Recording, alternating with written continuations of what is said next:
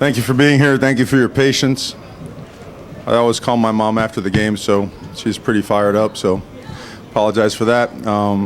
Again, really proud of our guys. Go on the road against an excellent football team like USC. We started a little bit slow, but once we got going, we really got going. Played with a lot of emotion and passion, sometimes too much, but found a way to overcome some of those self-inflicted issues and play a really good football game. Down in front, James. All right, last year, that first quarter played out exactly like Utah. You barely clawed out of it, and you couldn't close. Yeah. Here, on the road, everything's against you again, and like you said, you came roaring. What has changed in this team that it's now able to take those punches and answer authoritatively? Well, I think it's everything. I think it's development over time, familiarity. You know, we now have our coaching staff together for 2 consecutive years. You know, the involvement of the offense and the defense and special teams as well. You know, we've been training our guys to develop a mental toughness, so to speak, to be able to go on the road and be able to take on really good football teams and tough environments, because it had been an issue, right? If you look at, you know, the past of our football program, that's kind of been the tough thing. And it was a huge point of emphasis, and guys have been working on it, and we're starting to get some much better results. Third row to your left, Ryan. Mario, what was going through your head when you saw Justin laying there, and what kind of relief was it for him to come back and throw those daggers to the top? Well, when I saw the play, and I didn't think he took I would say a serious injury type of hit. You could tell it was at the thigh level.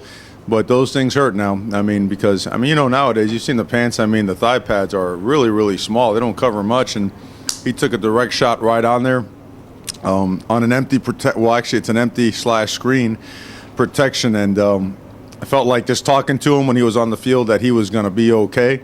But never a happy moment when any one of your players is down on the ground. So I was happy to see him come back and perform the way he did. Down in front to your left, Coach AJ. Coach, a lot of emotions early. A lot of guys know each other, and it was kind of chippy out there in the game. How did you get your team settled down after that early chippiness? Well, I don't know if we fully did. I mean, a little bit spilled over as well. But it got better. It did. I think both sides they're really passionate about this game. Like you said, we have, I think, 46 guys from the state of California, several from Southern Cal, and you know, the guys they've been playing ball with each other, against each other since they've been knee high. So I think our guys realize that we're hurting ourselves, that we have a chance to do something special. You know, our goal was to be 1-0 by 8:45, and we were compromising that with some of the things we were doing. So the leaders, the captains, the coaches, we all got together. We all, you know, we understood. We had an understanding on the way into the tunnel, through the tunnel, that we had to fix this, and we did a much better job in the second half. Fourth row straight ahead, Tyson. Mario, your first couple drives of offense really struggled. You guys put together 9 plays, 92 yards after that fumble. Did you see anything that gave you an indication that you guys were ready to go 92 yards there and kind of get that thing going? Well, yeah, you know, the first play we tried a wide zone run, and the scheme that we had designed for it was designed that they really shoot and plug their linebackers in a hurry for it to come backside, but they got there in a hurry and dropped us for a 2-yard loss.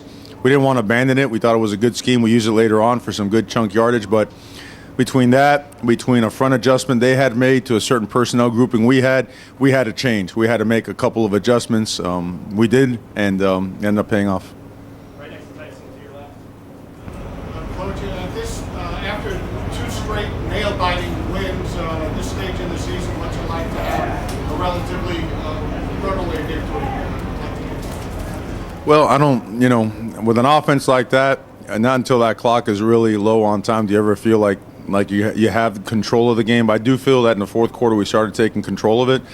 I mean, in this conference, any type of win, a 1-point win or a 10-point win, you take it because everybody has good players. You know, it's very competitive. There's a lot of parity. So we don't judge it by the score amount. You know, we think that's an excellent football team we played, and credit to them. And we feel very happy about getting the victory. Back right, Matt. Rated races, pick 6, Michael Wright's touchdown return. How much of just momentum killers were those for you guys to get things back on your side and kind of separate? Well, they provided all the momentum. I mean, they took those 2 plays, took us in the locker room with a lot of juice and a lot of energy. Mikel, obviously, last week with the big return. if you watch his high school tape, it wouldn't surprise you. That's what he has done, and he wanted it. He wanted this opportunity to prove it. After Brady's touchdown was a spectacular play by him, big-time momentum swing, and then for them to score and us come back and take it right back on the kickoff, those two things, as you mentioned, were monstrous in terms of momentum. Coach, can you talk a little bit about Justin, just what you've seen over the course of the season from the time that camp came into play to where you guys are right now? You talked about his toughness earlier, taking that huge shot and then coming back in and throwing 2 strikes. He's just, we always talk about him being a great competitor. He's just unfazed.